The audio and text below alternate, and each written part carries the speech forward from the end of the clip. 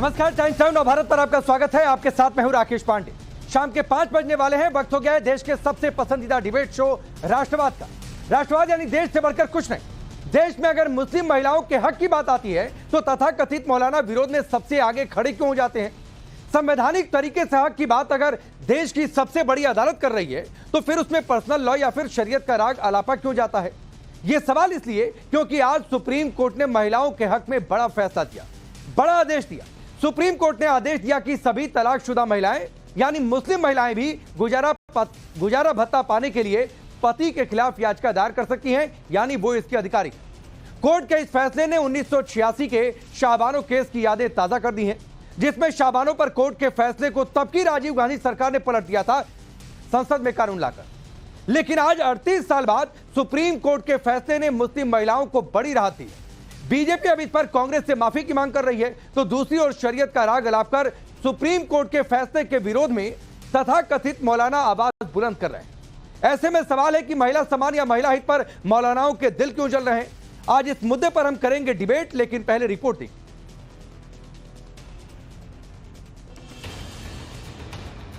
वो मुस्लिम महिलाएं जिन्हें तलाक मिलने के बाद गुजारा भत्ता के लिए दर दर भटकना पड़ता था, आज ऐसी महिलाओं को सुप्रीम कोर्ट से बड़ी राहत मिली है। सुप्रीम कोर्ट का फैसला इन महिलाओं के लिए इंसाफ से कम नहीं, क्योंकि सुप्रीम कोर्ट ने आज एक मुस्लिम युवक की याचिका को खारिज करते हुए बड़ा फैसला सुनाया। देश की सबसे बड़ी अदालत ने फैसला सुनाया है कि मुस्लिम महिलाएं अपने पति के खिलाफ सीआरपीसी की धारा 125 के तहत भरण पोषण के लिए याचिका दायर कर सकती हैं। अपने फैसले में कोर्ट ने कहा कि एक भारतीय विवाहित महिला को इस तथ्य के प्रति सचेत होना चाहिए जो आर्थिक रूप से स्वतंत्र नहीं है। इस तरह के आदेश से सशक्तिकरण का अर्थ है कि उसकी संसाधनों तक पहुंच बनती है। हमने अपने फैसले में 2019 अधिनियम के तहत अवैध तलाक के पहलू को भी जोड़ा है। हम इस प्रमुख निष्कर्ष पर हैं कि सीआरपीसी की धारा 125 सभी महिलाओं पर भी लागू होगी, न कि केवल विवाहित महिला पर। इतना ही नहीं, कोर्ट ने यह भी कहा कि यदि धारा 125 सीआरपीसी के तहत मामला लंबित है और मुस्लिम महिला का तलाक हो जाता है तो वो 2019 अधिनियम का सहारा ले सकती है। 2019 अधिनियम धारा 125 सीआरपीसी के अतिरिक्त उपाय प्रदान करता है। वो बहुत ही बेहतरीन फैसला है मुसलमान महिलाओं के लिए, तो सबसे पहले मैं कहूँगी, क्योंकि उन लोगों के जो अधिकार हैं वो शरीयत के नाम पे छीने जाते हैं। जैसे गुजारा भत्ता है, वो कहते हैं कि इस औरत से हमारा रिश्ता नहीं है, हमारे साथ रह नहीं रही है, तो हम इसका गुजारा भत्ता क्यों देंगे? तो मुझे लगता है कि सबसे ज़्यादा ज़रूरी था हम जैसे मुसलमान औरतों के लिए, क्योंकि जिन्हें हर बात पे शरीयत का नाम ले लेके परेशान किया जाता है। वैसे देखें तो साहबानों का जो 1986 का फैसला था, वो 1986 के फैसले को जो केंद्र सरकार ने उस समय पलट दिया था सुप्रीम कोर्ट की जजमेंट के बाद भी, वो आज की तारीख में रेलेवेंट नहीं रह गया। यानी अब महिला और महिला के बीच में, चाहे वो किसी भी धर्म की हो, अपने पति से मेंटेनेंस लेने का जो है पूरा अधिकार है। यानी हम ये कहें कि तो ये कानून सेक्युलर कानून हो गया है और इसमें कोई पर्सनल लॉ फॉलो नहीं होगा। और यूनिफॉर्म सिविल कोड की अगर हम बात करें तो ये उसकी तरफ बढ़ता हुआ एक कदम है। आपको बता दें कि 1986 के शाहबानो मामले के बाद से लगातार सुप्रीम कोर्ट अपने फैसलों में यह कहता आ रहा है कि तलाक लेने वाली मुस्लिम महिलाएं भरण पोषण की हकदार हैं। शाहबानो फैसले को तब की कांग्रेस की राजीव गांधी सरकार ने पलट दिया था। इसके बाद ट्रिपल तलाक के फैसले में सुप्रीम कोर्ट ने मुस्लिम महिला के भरण पोषण के पहलू को स्पष्ट किया। कोर्ट के इस फैसले को सही बताते हुए बीजेपी ने कांग्रेस पर करारा हमला बोला है। बीजेपी नेता अमित मालवीय ने लिखा, राजीव गांधी की पीछे ले जाने वाली विरासत मिट गई है। बीजेपी प्रवक्ता शहजाद पूनावाला ने तो कोर्ट के फैसले के बहाने कांग्रेस और इंडी गठबंधन को महिला विरोधी बता दिया और लिखा कि दशकों पहले कांग्रेस और राजीव गांधी ने कट्टरपंथियों के सामने घुटने टेक दिए थे और वोट बैंक की वेदी पर महिलाओं के अधिकारों की बलि चढ़ा दी थी। आज कांग्रेस और राजीव गांधी के दिग्गजों को अपने महिला विरोधी रुख के लिए माफी मांगनी चाहिए। गुजारा भत्ता का ही केस तो शाहबानो का था, जिसको उस वक्त के तत्कालीन प्रधानमंत्री ने अपने ताकत को लगा के तुष्टीकरण की प्रकाष्ठा के पैमाना को रहने के लिए चेंज कर दिया था। आज देखिए कितना बड़ा बदलाव है कि आज इतना बड़ा ऑब्जर्वेशन एक तरीके से फैसला के रूप में आया है। मुझे लगता है कि इससे पूरे भारत की मुस्लिम महिलाओं को बहुत बड़ी ताकत मिली है। जो भी महिलाएं हैं जिनका तलाक हो गया, जिनका बच्चे हैं, उनको गुजारा भत्ता मिलना चाहिए, फिर वो किसी भी धर्म से हों। तो समाजवादी पार्टी समझती है कि माननीय सुप्रीम कोर्ट का जो फैसला है वो हमारी जो बहनें हैं उनके लिए एक अच्छा फैसला है। लेकिन सुप्रीम कोर्ट के फैसले पर उन मौलानाओं के पेट में दर्द हो गया है जो मुस्लिम महिलाओं को हमेशा या तो कैद रखना चाहते हैं या फिर महिलाओं को मनमर्जी तलाक देकर उन्हें परेशान करते हैं। कोर्ट के फैसले का सम्मान करने की बजाय कुछ मौलानाओं ने शरीयत का राग अलापना शुरू कर दिया। नहीं, देखिए, पहली बात तो हमें ये समझनी पड़ेगी कि इद्दत के बाद जो मजहबी तौर पर जो रिश्ता है वो बाकी नहीं रहता है। एक शौहर उस बीवी का शौहर नहीं रहा है जिसने उसको तलाक दे दी है, या कोई बीवी है जिसने खुला ले ली है, वो ये शौहर से मुतालबा नहीं कर सकती है खुला के बाद कि ये मेरा शौहर है। और कानून भी उसको कहता है कि डाइवोर्स के बाद वो शौहर शौहर नहीं रह जाता है, वो बीवी बीवी नहीं रह जाती है। तो जाहिर सी बात है कि ऐसे में जब एक रिश्ता ही नहीं बाकी रहा कानूनी तौर पर भी डाइवोर्स के बाद, तो फिर शौहर अपनी बीवी के अखराजात क्यों उठाएगा जबकि वो बीवी नहीं रही है। सुप्रीम कोर्ट का जो फैसला है मुझे लगता है कि उस पर जो कानून के माहिरीन हैं उस पर उनको गौर करना चाहिए और इस पर सुप्रीम कोर्ट को रिव्यू करना चाहिए, इस पर नजरसानी करना चाहिए, क्योंकि ये मजहबी मामला है। सवाल है कि अगर सुप्रीम कोर्ट का फैसला महिलाओं के हित के लिए है तो इसका विरोध क्यों? सवाल यह भी है कि देश कानून से चलेगा या फिर शरीयत से। सवाल है कि महिलाओं के हित की बात हो रही है तो इससे मौलानाओं के पेट में दर्द क्यों हो रहा है? और सबसे बड़ा सवाल है कि क्या सुप्रीम कोर्ट का फैसला यूनिफॉर्म सिविल कोड की तरफ बढ़ता एक कदम है? अब 38 साल पहले शाहबानो केस में भी सुप्रीम कोर्ट ने फैसला दिया था, तब भी कहा था कि देश को समान नागरिक संहिता यानी यूनिफॉर्म सिविल कोड की ओर बढ़ना चाहिए। क्या उस दिशा में एक बड़ा ये कदम हो सकता है? इसको रखकर आगे कोई तस्वीर साफ हो सकती है? इसकी चर्चा बाद में, पहले आपका परिचय आज के मेहमानों से करवाता हूं। शाहजहां अली भारतीय जनता पार्टी के नेता और प्रवक्ता, अंबर जैदी राजनीतिक विश्लेषक के तौर पर, चंद्रमोहन शर्मा जी कांग्रेस पार्टी के नेता, हाजी मेहरदीन रंगरेज जो कि प्रवक्ता है एमआईएम के, राशिद शरीफ जो कि अध्यक्ष हैं एसआईएम पीएलबीए के। आप सभी का बहुत बहुत स्वागत है। मैं शुरुआत चंद्रमोहन जी आपसे कर रहा हूं और सवाल बहुत सीधा सा, एक लाइन का सवाल। क्या आज आप ये मानेंगे कि 38 साल पहले राजीव गांधी से बहुत बड़ी गलती हो गई थी?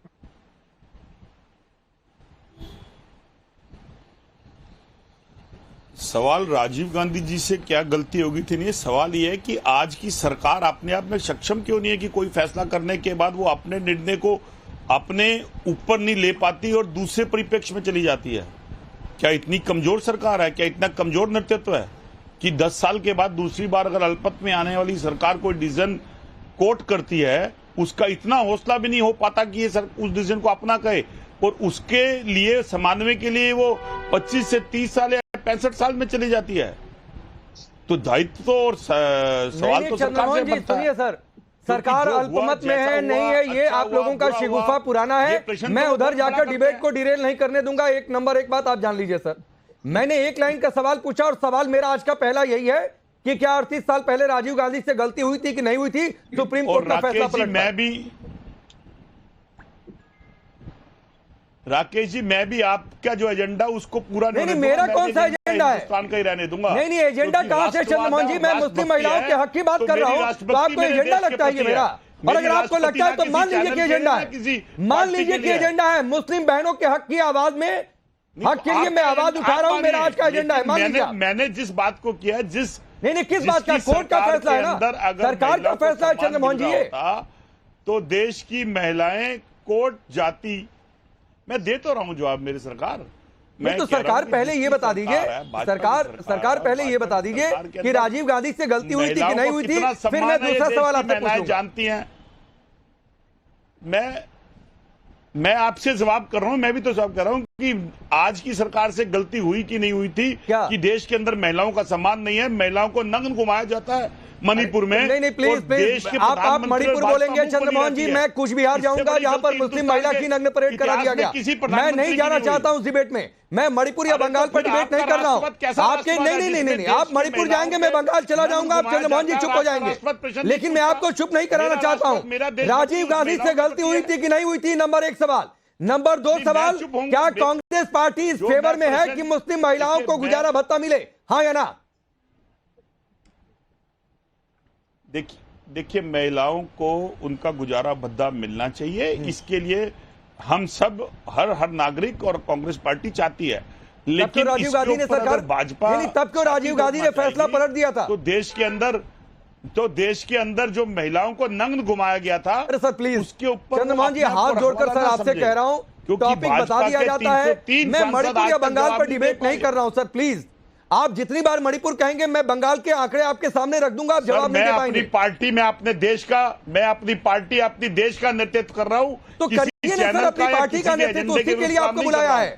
मेरा बात मेरी महिलाओं के सम्मान की है, लेकिन सर आज का टॉपिक मणिपुर नहीं है, आज का टॉपिक बंगाल नहीं है, आज का टॉपिक सिर्फ और सिर्फ इस देश की मुस्लिम महिलाएं हैं। तो आप मानिए एक पहली गलती, तो आप पहली गलती मानिए भाजपा की, जिसके शासनकाल के अंदर महिलाओं को नंग घुमाया गया। आप फिर दूसरी मणिपुर चले गए, जिसके अंदर 120 महिलाएं की निर्मम आप राजीव, हत्या हो गई। नहीं, मैं आपकी मजबूरी समझ सकता हूं, नहीं बोल पाए चंद्रमोहन जी आपकी मजबूरी समझ सकता हूं सर, गांधी जी की बात नहीं सर मैं आपकी मजबूरी समझ सकता हूं, आप राजीव गांधी की गलती 28 साल जाना चाहते हैं, मैं 28 दिन नहीं, मैं आप छोड़ दीजिए, मैं 38 साल पहले नहीं जा रहा हूं, आपके कहने से मैंने छोड़ दिया। जी मैं 28 दिन की बात कर रहा हूं। नहीं मैं, अरे 28 क्या, मैंने 38 साल भी छोड़ दिया। 28 साल की बात नहीं, अरे चंद्रमोहन जी आप 28 दिन क्या, मैंने 38 साल पहले की बात नहीं छोड़ दी। मैं आपसे सवाल ही नहीं करूंगा कि राजीव गांधी ने गलती की या नहीं की, आप नहीं मानेंगे। अब मुझे एक लाइन का जवाब दीजिए, क्या कांग्रेस पार्टी इस फेवर में है कि मुस्लिम महिलाओं को गुजारा भत्ता मिले? वो पार्टी रखवा ली है महिलाओं की।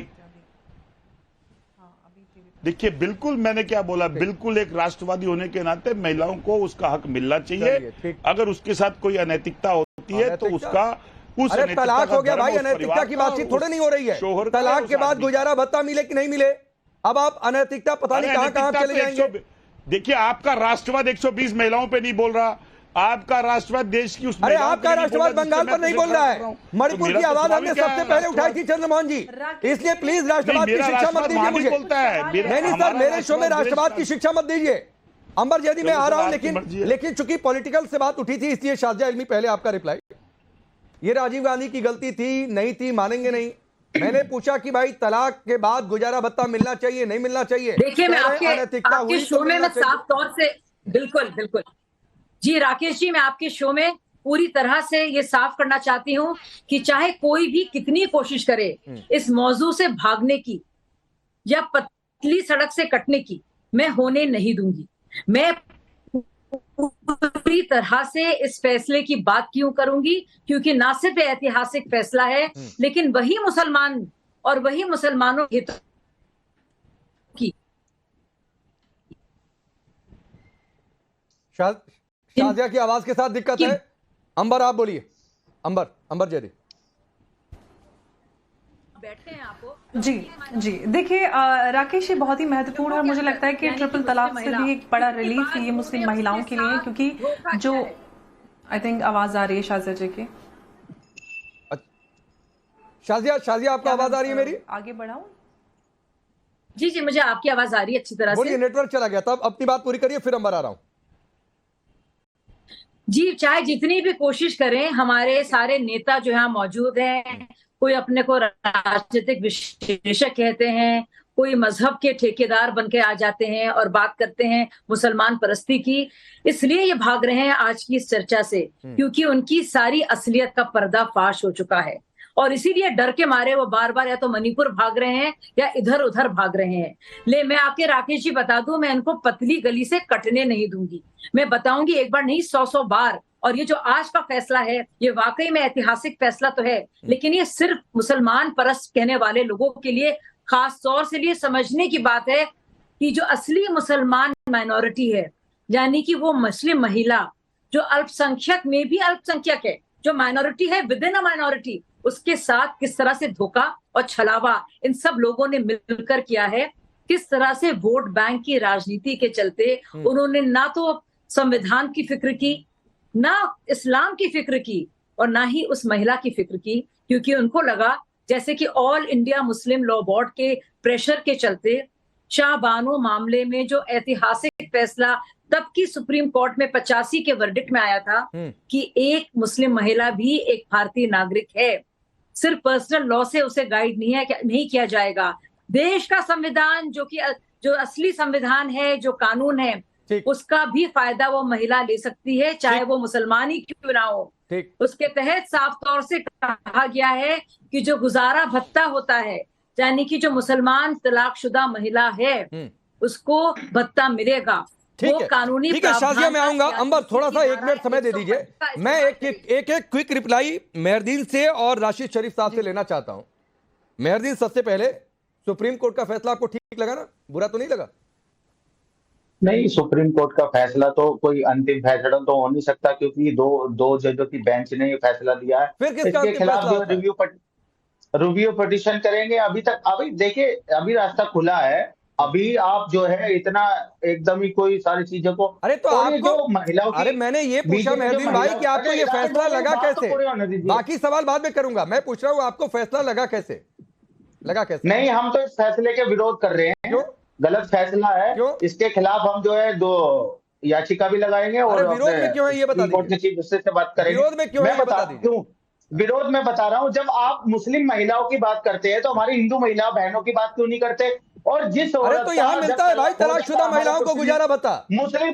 अरे सुनिए, मुस्लिम पर्सनल लॉ बोर्ड के तहत, और हमारे लिए क्या, अगर जब कोई महिला होती है, जब उसका तलाक होता है तो उसकी जो मेहर की जो अदायगी होती है वो उसको दे दी जाती है, और उसका सब सारी चीजों का फैसला बातचीत से हो जाता है। फिर वो क्यों कोर्ट का क्या मसला रह गया? फिर तो बात खत्म हो गई। वाह, वाह, वाह, वाह। नहीं, बहुत सही। और से कर लेती है तो फिर वो थोड़ी क्या वो पीछे वाले देश का आदमी से कानून, मिलेगी। जिस संविधान तो की ये आप बात सारी करते चीजें हैं ना, वो दिखाती है कि संविधान कैसे रहेगा यही सब सर्वोच्च चीजों को सर्वोपरि है। रोशनी सुन लीजिए भाई साहब, साजिया जी, पर्सनल लॉ के साजिया जी, ऊपर है, पर्सनल लॉ साजिया जी, के सुनिए। ऊपर है। अच्छा, आप देश ये का बताइए साजिया संविधान जी, के बाद आप ये आपको बताइए। कांग्रेस पार्टी को समझनी पड़ेगी, संविधान की आपको मान्यता देनी पड़ेगी। जो देश का साजिया जी, कानून है आप वो बातें नहीं सबके सुन लिए रही हैं, आप बराबर तो है। बस अपनी एक बात। मुस्लिम महिला जो साजिया है जी, सुनिए। भारतीय नागरिक है, मुस्लिम महिला भारतीय नागरिक है। अच्छा, और ठीक है। भारत मैं का राशिद, कानून जिस तरह ठीक के है शाजिया, प्रावधान देता है, ठीक है। हर एक राशिद महिला भाई, ये कोई बात को थोड़ी है। मुस्लिम अरे महिला अरे मुझे एक मिनट, मैं दोबारा लागू- आऊंगा मेहरदीन भाई। मैं सिर्फ एक क्विक रिप्लाई चाहता था। अब राशिद शरीफ भाई, आप बताइए आपको ये फैसला कैसा लगा, अच्छा या मेहरदीन की तरह बुरा? बिल्कुल सर, सुन रहा हूं मैं भी, सुप्रीम कोर्ट का फैसला आया है। सर मैं एक चीज बताना चाहूंगा कि मुस्लिम पर्सनल लॉ बोर्ड, कुरान और हदीस, ये मुसलमानों को संविधान ने इजाजत दी है कि अपने इस्लाम पे चलने की। यहाँ पे आप बार बार है सो दखल देते जा रहे हैं इस्लाम में, मुस्लिम महिलाओं के बारे में, ट्रिपल तलाक के बारे में, हिजाब के बारे में, हर तरीके से है। तो क्या खाली मुस्लिम ही टारगेट है? यही है। और तो अरे भाई, मजहब है पूरा कंप्लीट, कुरान है, हदीस है। हमको मालूम है कि अगर औरत को अगर तलाक देना है तो उसका शरई हक क्या है, तो उसका शरई हक नहीं। तो राशिद शरीफ जी, एक चीज क्लियर करिए, आपके हिसाब से, आपके धर्म के ज्ञान के हिसाब से एक मुस्लिम महिला का शरई हक गुजारा भत्ता नहीं होता है? नहीं सर, बिल्कुल गिरेगी। आप पहले तो नाम को पढ़ना पड़ेगा, कुरान पढ़ना पड़ेगा। अरे मैंने नहीं पढ़ा सर, इसलिए आपसे पूछ रहा हूँ। मैं सिर्फ ये पूछ रहा हूँ, एक मुस्लिम महिला का हक गुजारा भत्ता का है कि नहीं, अगर उसका पति तलाक दे देता है तो?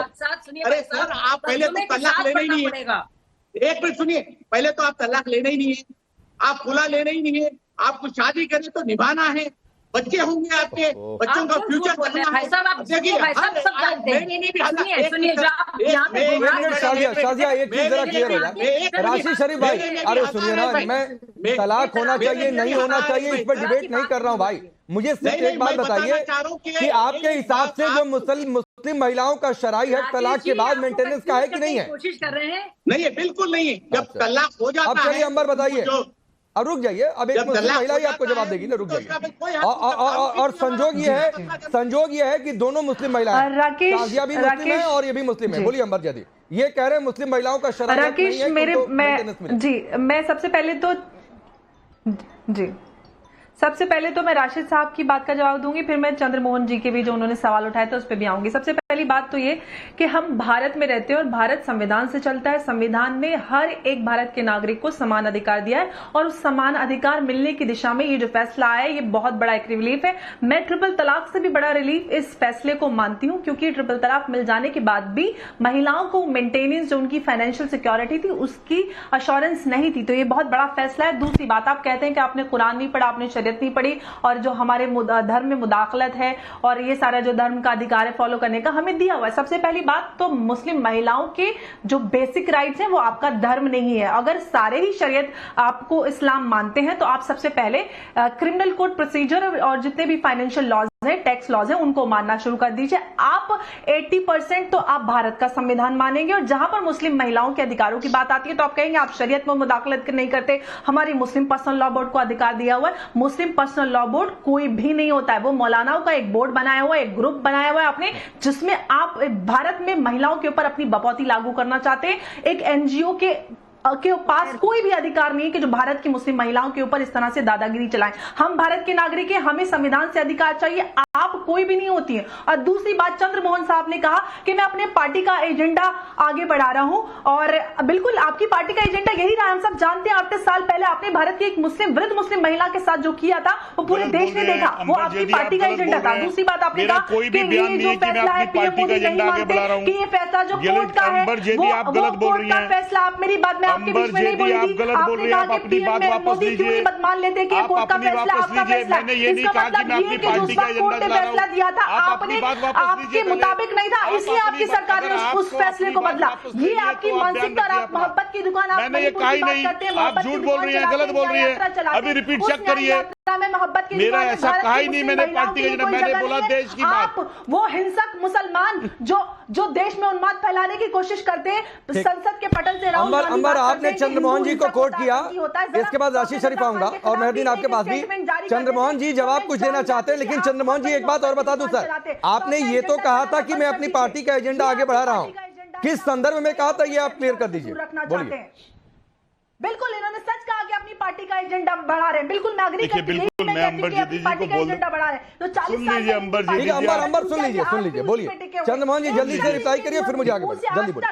40 साल से लेके आज तक आप मुस्लिम महिलाओं के लिए अरे इतना बोलने के इतना बोल देते हैं, उसके बाद भी आप प्रश्न सुनते हुए डरती हैं, समझ नहीं। सुन लीजिए बहन, सुन लीजिए। देखिए मैंने ये नहीं कहा कि मेरी पार्टी का एजेंडे वाली बात मैंने बोला राष्ट्रवाद के अंदर। अब मेरी बात या तो आप अपनी बात ही बोलते रहिए, दूसरे की बात मत सुनिए। अब मैं आपसे थोड़ा बहसबाजी करूंगा, मैं ये थोड़ा करूंगा जो भाजपा के नेता करते हैं महिला। अंबर सुन लीजिए, कांग्रेस का नेता महिला विरोधी नहीं है, हम कोई महिला विरोधी नहीं है। अब भारतीय जनता पार्टी के नेता थोड़ा है जो आपकी बात काट देंगे। हम तो हाथ जोड़ के आपसे माफी मांग लेंगे। सबने माना है, कोर्ट ने बार-बार कहा है कि आप लाइए यूनिफॉर्म सिविल कोड, क्यों नहीं लाया? मेरी बात तो पूरी, मेरी अंबर जैदी मेरी बात तो पूरी होने दीजिए। इसमें समय जाया होता है, 1 मिनट रुक जाइए। Amber please, Amber Zaidi please. Chandramohan ji 20 second में आपको देता हूं, अपनी बात रखिए।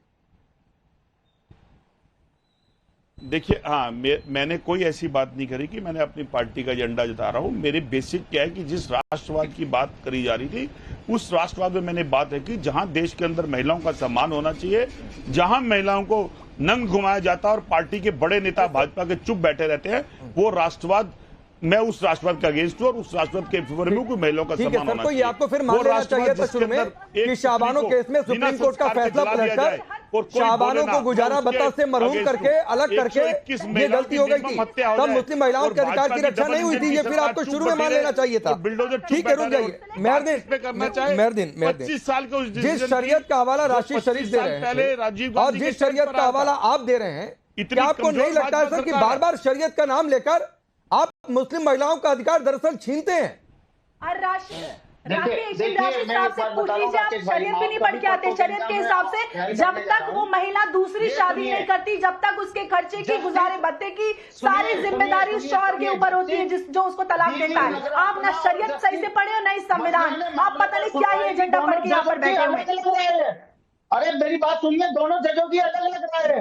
न्यायमूर्ति नगरातन कहते हैं फैसला सुनाते हुए कहा कि धारा 125 के सभी महिलाओं पर लागू होगा, ना कि सिर्फ जो शादीशुदा है महिलाओं पर। और पीठ ने कहा कि भरण पोषण दान नहीं है बल्कि विवादित महिलाओं का अधिकार है, और ये सभी विवादित महिलाओं पर लागू होता है चाहे वे किसी भी धर्म की हो।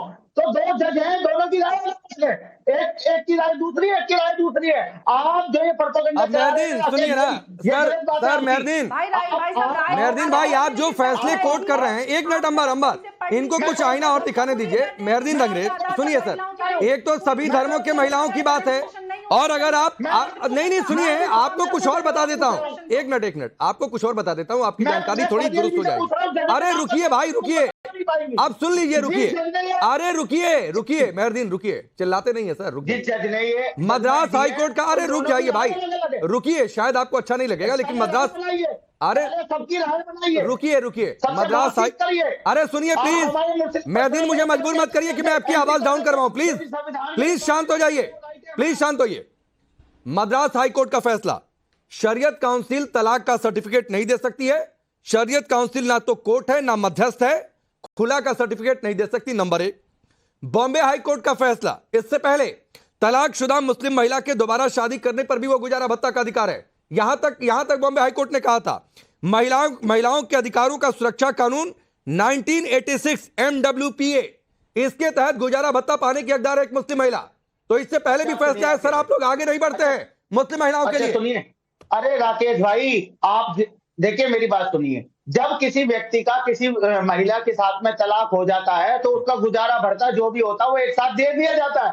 मगर जो ये मैं कह रहा हूँ, 2 जजों ने ये फैसला दिया, दोनों की राय अलग अलग है।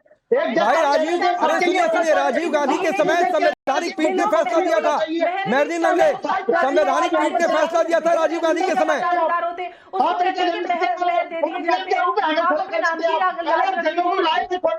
मैं पूछता हूँ सादिया अलवी से, दोनों जजों के नाम बता। एक मिनट राकेश जी, राकेश जी बहुत संजीदगी से, राकेश जी, शाजिया इल्मी, चलिए आपने शाजिया इल्मी का नाम लिया ना, आपने शाजिया इल्मी का नाम लिया ना, शाजिया इल्मी राजीव गांधी के समय तो संवैधानिक पीठ ने फैसला दिया था, तब क्यों नहीं मान लिया इन लोगों ने? मैं जज का नाम पूछ रहा हूँ शाजिया इल्मी से, दोनों जजों के नाम बता दीजिए, दोनों के फैसले बता दीजिए, दोनों ने क्या क्या फैसले दिए हैं, ये बता नहीं पाएंगी, मगर ये आती है तो चिंतक बन जाती है मुसलमानों की महिला। लगातार बोल रहे हैं भाई साहब, आप लगातार बोलने का मौका क्यों नहीं दे रहे हैं? आप इसलिए बोलने का मौका नहीं दे रहे हैं क्योंकि आप जानते हैं कि आप कितना बड़ा गुनाह कर रहे हैं। आप जानते हैं जो आपने ट्रिपल तलाक बिल जो आपका स्टैंड था वो कुरान सम्मत नहीं था, संविधान सम्मत आप होना नहीं चाहते, लेकिन वो कुरान सम्मत नहीं था। लेकिन अब जो ये फैसला आया है वो वही फैसला है जो आया था 1985 में, और तब राजीव गांधी की सरकार ने उसे पलट दिया था, क्योंकि all India Muslim personal law board का, यानी कि मुसलमानों के वोट की फिक्र थी, मुसलमान औरतों की नहीं। क्या मुस्लिम महिला नहीं होती? राकेश जी, हमें कैसे ऐसे बात कर सकते हैं? मेहरदीन अंग्रेज, प्लीज अभी सिर्फ शाजिया की आवाज ऑन एयर जा रही है, अभी सिर्फ शाजिया की आवाज ऑन एयर जा रही है। 30 सेकंड आप बोलिए, फिर राशिद शरीफ आपके पास आ रहा हूँ, बोलिए शाजिया।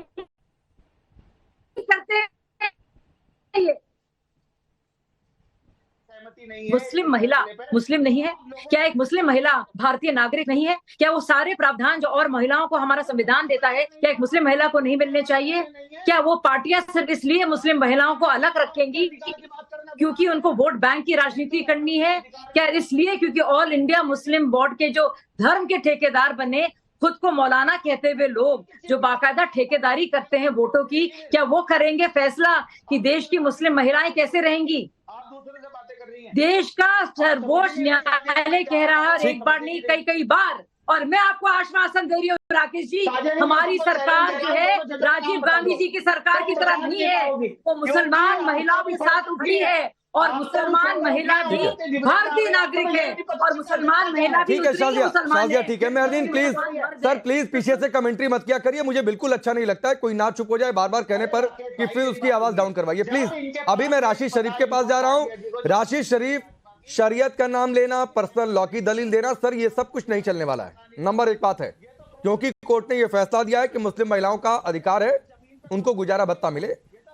नंबर 2 बात है, ये सब दलील देकर सर आप मुस्लिम महिलाओं के हक में खुद क्यों नहीं खड़े हो जाते हैं पहले कि हम उनके हक की बात करेंगे?